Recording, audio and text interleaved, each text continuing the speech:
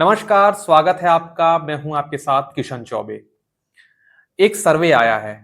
उस सर्वे में बताया गया है कि अगर आज चुनाव हो जाए तो भाजपा को कितनी सीटें मिलेंगी, कांग्रेस पार्टी को कितनी सीटें मिलेंगी और किसकी बनेगी सरकार।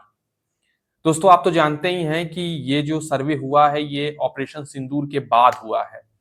तो जिस तरीके से 2019 इलेक्शन से पहले एक पहल पुलवामा में हमला हुआ था, उसके बाद फिर बालाकोट भारत सरकार की तरफ से किया गया था, भारत की सेना की तरफ से किया गया था, जिसका सीधा सीधा फायदा प्रधानमंत्री मोदी को चुनाव में देखने को मिला था।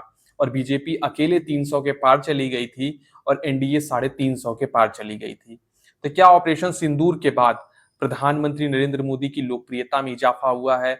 उनकी सरकार के काम को लेकर लोग क्या सोचते हैं?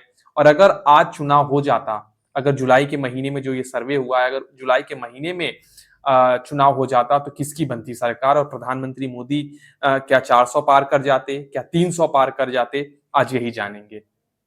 दोस्तों, इंडिया टुडे और सी वोटर मिलकर मूड ऑफ द नेशन जो उनका हर 6 महीने पे सर्वे होता है, वो सर्वे का नतीजा सामने आया है जिसके मुताबिक अगर आज चुनाव हो जाए तो प्रधानमंत्री मोदी एक बार फिर से देश के प्रधानमंत्री बन जाएंगे। और वहीं मैं आपको अगर सीटों की संख्या बता दूं तो अगर आज चुनाव हो जाए तो 324 सीटें एनडीए को मिल जाएंगी। 324 सीटें, जो कि काफी अच्छा नंबर है, जो कि लोकसभा चुनाव जब 2024 में हुए थे तो उससे कहीं ज्यादा है।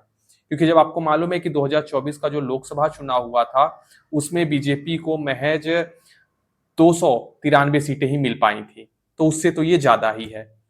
वहीं अगर कांग्रेस पार्टी की बात की जाए तो कांग्रेस पार्टी को 208 सीटें मिलती हुई दिखाई दे रही हैं। कांग्रेस पार्टी मतलब इंडिया गठबंधन, जो उनका इंडिया गठबंधन है, माफ कीजिएगा मैं कांग्रेस पार्टी भूल गया।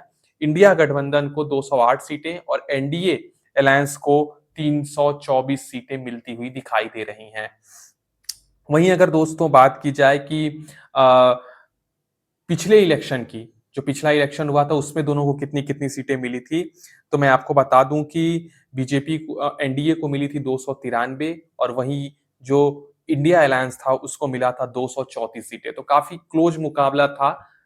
अगर 30-40 सीटें ऊपर नीचे हो जाती तो गठबंधन किसी की भी सरकार बन सकती थी। हालांकि प्रधानमंत्री मोदी तीसरी दफा सत्ता में वापसी की और ये जो सर्वे आया है इसमें भी प्रधानमंत्री मोदी ही सत्ता में वापसी करते हुए दिखाई दे रहे हैं।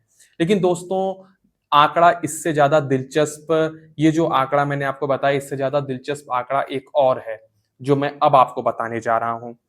ये जो सर्वे हुआ था ये हुआ था जुलाई 2025 में। और ऑपरेशन सिंदूर और ये पहलगाम का हमला कब हुआ? ये हुआ अप्रैल और मई महीने में।